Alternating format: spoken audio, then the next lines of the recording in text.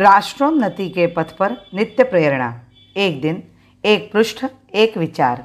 श्री गुरुजी समग्र 12 खंडों का संक्षिप्त रूप भारतीय विचार साधना पुणे द्वारा प्रकाशित किया गया है।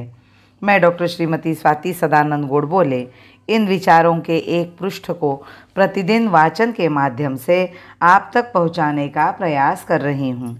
यह प्रकाशित विचार हमें प्रतिदिन प्रेरणा देते रहेंगे। आज दिनांक 19 अप्रैल का विचार, वनवासी बांधव स्वावलंबी हो। अंग्रेजों ने ग्रंथों में किए वर्णन के आधार पर ब्राह्मण एवं धर्म के प्रति अश्रद्धा निर्माण करने की योजना बनाई, किंतु उन्हें इस बात का पता नहीं था कि हमारे यहाँ ब्राह्मण 2 प्रकार से होता है। एक तो जन्म से और दूसरा वह जो भगवान को जानता है, जिसका आचार विचार शुद्ध होता है, वह भी ब्राह्मण है।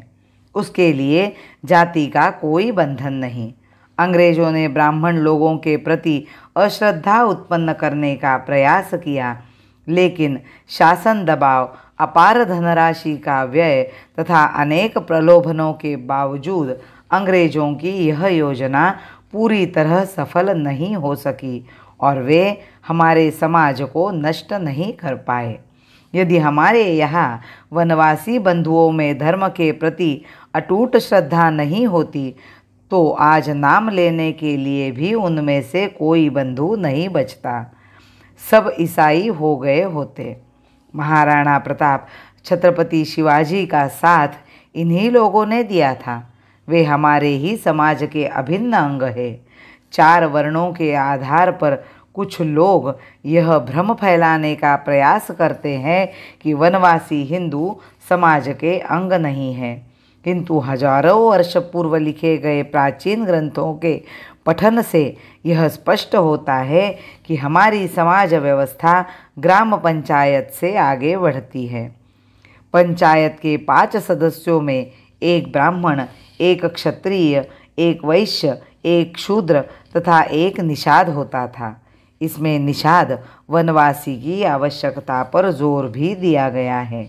इन सभी को मिलकर पंच परमेश्वर कहा जाता था, अर्थात समग्र समाज समष्टि के रूप में भगवान का विराट रूप है। स्वतंत्रता प्राप्ति के बाद भी ईसाइयों की गतिविधियां जारी रहना घातक है। जब मैंने एक पादरी से पूछा, क्या अब स्वतंत्र भारत में भी अपनी शिक्षा दीक्षा के सहारे लोगों को ईसाई बना सकते हो? उसने जो जवाब दिया वह एक गंभीर खतरे का संकेत देता है। उसने कहा, हम यहाँ के लोगों को ईसाई बना सकने में सफल नहीं हुए तो भी हम उन्हें अराष्ट्रीय अवश्य बना देंगे।